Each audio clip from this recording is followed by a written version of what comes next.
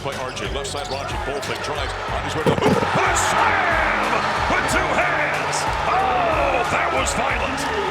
He's got 6. Buffs down by 4, 60 to 50. Well, there's a nice play by a young player, Sebastian Ronchik, with a flush, but the Buffs end up falling by 10 to number 5 Houston, 69-59. Great college basketball game. Hey, Buff Nation, voice of the Buffs, Mark Johnson, my partner Scott Wilke joining us.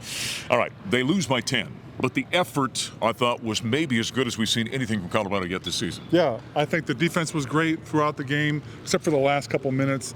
And I'm going to give Houston credit for that. They did the right thing. They followed through with what they want to do. I liked Colorado's effort. I liked their intensity and their fight throughout the game.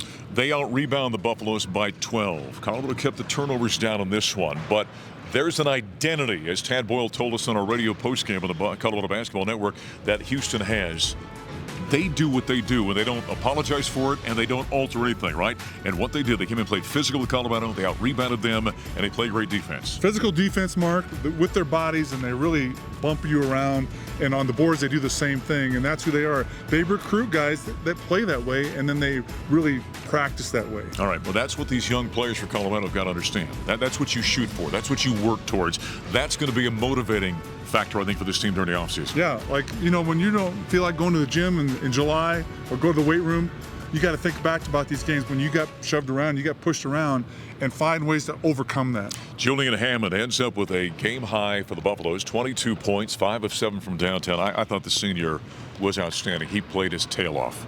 He's got heart, Mark. He plays with heart. He fights and hit shots like he did today, 8-10 feet behind the line. He just is a gamer, and I love what he did today. All right, but this Buffs team has got to take this now. Now you go from the frying pan into the fire. You got to go to Allen Fieldhouse on Tuesday night. You know what that place is all about. You know how hard that place is to play. I mean, it can get going against you, and all of a sudden the avalanche comes down on top of you. They got to take the same kind of intensity and tenacity and go into Allen Fieldhouse. Yeah, and you mentioned after the game, they can't let that crowd get to you because it's going to be 15 or 16,000 people. It's going to get loud. They're going to have some runs, and you got to hold your mettle and stay, you know, poised and focused out there. As tough as this season is, Buffs are 0-12 right now. We're not going to sugarcoat that.